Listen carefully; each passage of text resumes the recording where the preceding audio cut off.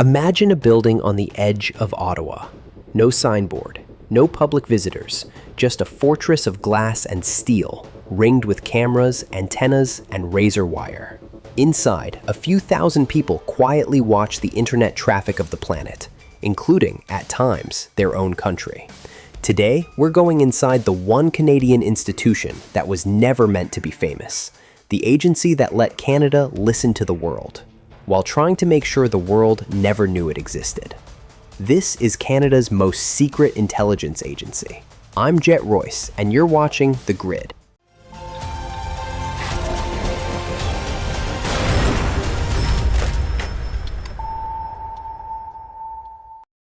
Most Canadians can name CSIS, the Domestic Spy Agency. Almost nobody, for decades, could name CSE. That wasn't an accident. CSE begins in the Second World War as a tiny examination unit in a house in Ottawa, intercepting enemy communications. By 1946, it becomes the communications branch of the National Research Council, and then the Communications Security Establishment, Canada's national cryptologic and signals intelligence agency. Yet the public only finds out this organization even exists in 1974, when a CBC documentary quietly drops a bombshell. Canada has a secret agency tapping phone calls, monitoring radio signals, and sharing intercepted communications with the United States and other allies. For almost 30 years, Canada ran a mini NSA in the shadows and simply never told its own citizens. Officially, today, CSE describes itself as Canada's National Cryptologic Agency.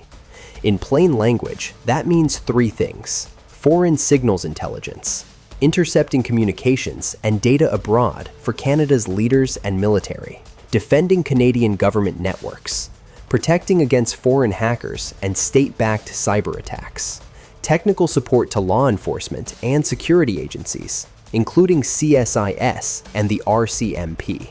So CSE is both offensive and defensive. It spies and it shields. But the real power isn't just in what it does. It's where it sits in the global intelligence ecosystem. From the beginning, CSE is plugged into the Five Eyes Alliance, the ultra-close intelligence sharing network with the US, UK, Australia, and New Zealand. A 1974 CBC expose reveals that Canada's signals agency takes responsibility for monitoring parts of the polar regions and Europe, then shares its take with the NSA and GCHQ. In other words, Canada isn't a bystander. It's a regional listening post in a global surveillance grid designed during the Cold War and upgraded for the internet age. For decades, the public narrative is simple. CSE listens to foreigners, keeps Canadians safe, and doesn't spy at home. Then, Edward Snowden happens. Leaked documents from Snowden show that CSE is running a program called Project LEVITATION. Through Levitation, Canada's eavesdropping agency can see 10 to 15 million file uploads and downloads every single day on over 100 free file sharing sites like RapidShare and the now defunct Mega Upload. Out of those millions of events, analysts filter down to around 350 interesting downloads per month. Things like jihadist training manuals, bomb-making guides, or extremist propaganda. One CSE presentation even jokes about being flooded with harmless downloads of the TV show Glee while hunting for terrorists. But here's the catch. To find those 350 targets, the agency has to swim in an ocean of data about everyone else, including Canadian users. To privacy researchers, that looks a lot less like narrow foreign intelligence and a lot more like mass surveillance with a Canadian flag on it.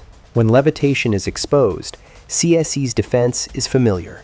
We're not reading your emails, we're just looking at metadata, IPs, file names, routing information. But in the 21st century, metadata is a map of your life, who you talk to, when, from where, what you download.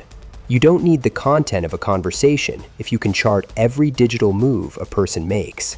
Academic analysis using Snowden-era documents suggests that by tapping a handful of major telecom nodes in cities like Toronto, Montreal, and Vancouver, CSE could intercept a huge share of Canadians' internet traffic with relatively few physical interception points. That's the uncomfortable reality. A signals agency created to watch enemies overseas is now technically capable of watching millions of its own citizens' clicks and downloads, and largely behind closed doors. Oversight bodies have repeatedly flagged gaps in how online intelligence operations are conducted and reviewed. The line between foreign and domestic is no longer a map on a wall. It's a blurred fiber optic cable running under your street. Another set of documents reveals that CSE and CSIS have been quietly signing cooperation agreements since at least 1990, long before the Canadian government even admitted CSE existed. Later agreements spell out how the two agencies will share information, blend capabilities, and build joint frameworks for collection and analysis in the post-9/11 era. Critics argue this creates a two-headed spy apparatus that can let the foreign agency collect inside Canada under certain legal interpretations, feed that data to the domestic agency, and in practice, sidestep parts of court oversight designed for traditional police or security work. A former Supreme Court justice tasked with reviewing CSE raised repeated concerns that some metadata activities could violate the agency's mandate and Canadians' rights. That's the true dark art of modern intelligence. Not just interception technology, but legal maneuvering around the edges of what the law originally imagined. We tend to imagine agencies like CSE as cold, infallible machines. The reality is messier. An internal investigation triggered by a whistleblower uncovers misuse of public assets and serious breaches of the agency's own values and ethics code. The details? Mostly classified. CSE admits it had to tighten procurement controls, asset management, and financial oversight, and that various measures were taken against staff, but refuses to explain what actually went wrong. So on one side, you have a secret agency with access to vast amounts of digital information. On the other, a demonstrated ability for serious internal misconduct, with almost no public detail about what happened. For a democracy, that's not a comfortable combination. In recent years, Canada has tried to answer critics by creating more robust review bodies, like the National Security and Intelligence Review Agency, NSIRA, to oversee both CSE and CSIS. But civil liberties groups still point out a stark reality. Canadians know far less about what their eavesdropping agency does than Americans know about the NSA, or Brits know about GCHQ. CSE's budget runs into the hundreds of millions, with thousands of staff, a massive new HQ, and access to some of the most powerful interception tools on Earth. Yet almost everything about how it uses those tools, where, against whom, and with what error rate, is hidden behind national security glass. This isn't just a Canadian story.